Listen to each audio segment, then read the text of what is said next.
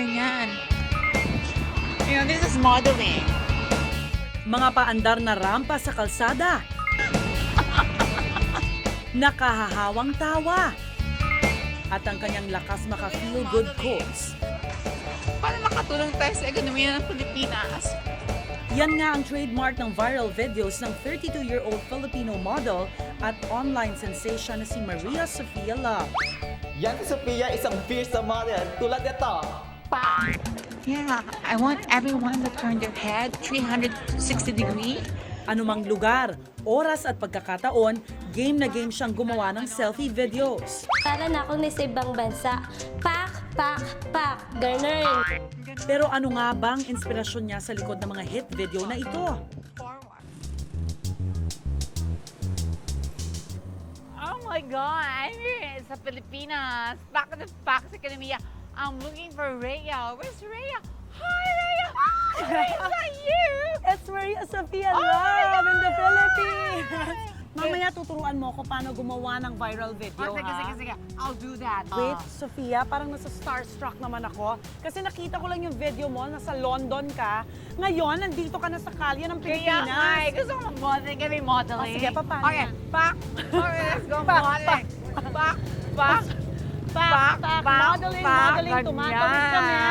360. Ayan. Okay, 360. 360 para sa ekonomiya. Alright, We're causing okay. traffic. Mahuli It's tayo ng okay. HPG. No, it's okay. Oh my, mahuli tayo ng Highway Patrol Group. It's my boyfriend.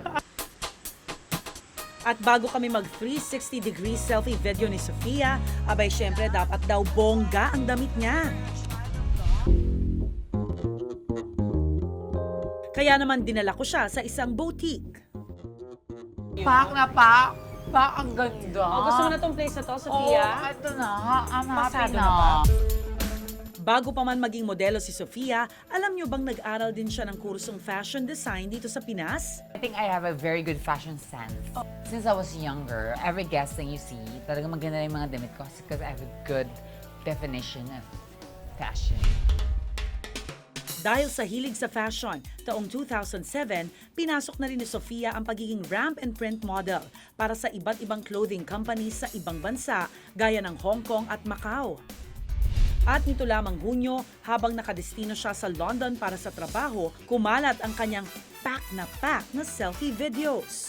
Anong mensahe gusto mong iparating doon? Like, hindi naman tayo nagigising everyday tuwing umaga ng masaya. And sometimes talaga may gising tayo na, oh, I have to do work. No, tuloy ang modeling pack na pack. I'm doing this for the economy of the Philippines. And 360 degree, I look in the mirror, pack.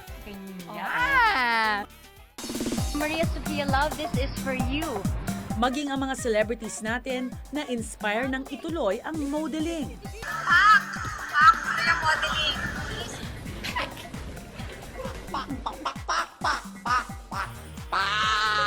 Nung nalaman mong ginagaya naman ng mga malalaking celebrities, anong na-feel mo? Because Kinilig?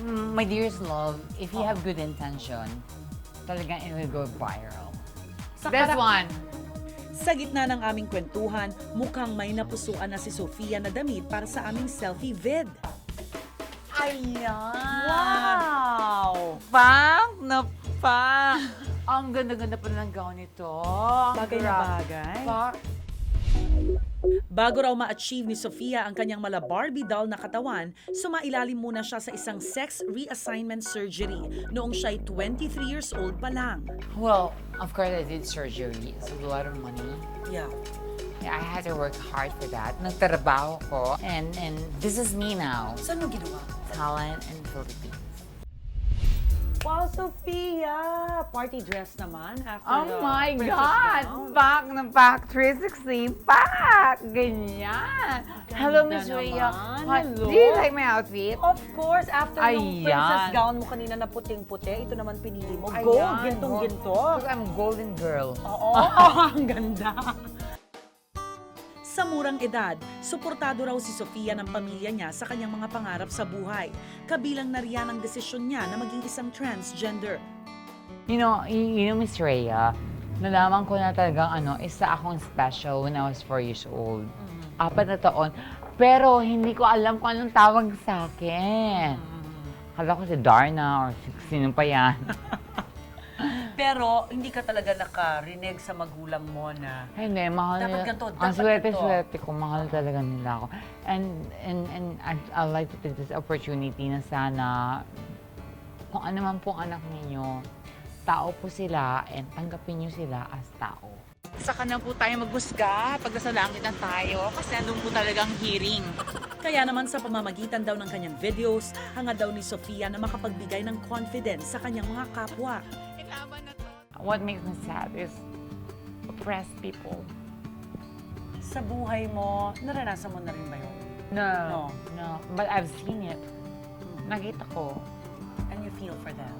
That's why you are their voice. Alright. Hi! I am with Maria Sofia Love at Hello. tinuruan niya na ako mag-modeling. Back. Ganon. Back, ganon. So dapat 360? 360, yan. Yes, spread love everyone. Pero syempre, bago matapos ang chikahan namin ni Sofia, as promised kanina, di pwedeng mawala ang aming selfie vid with Sofia wearing her golden dress na siya pa mismo ang namili. Modeling.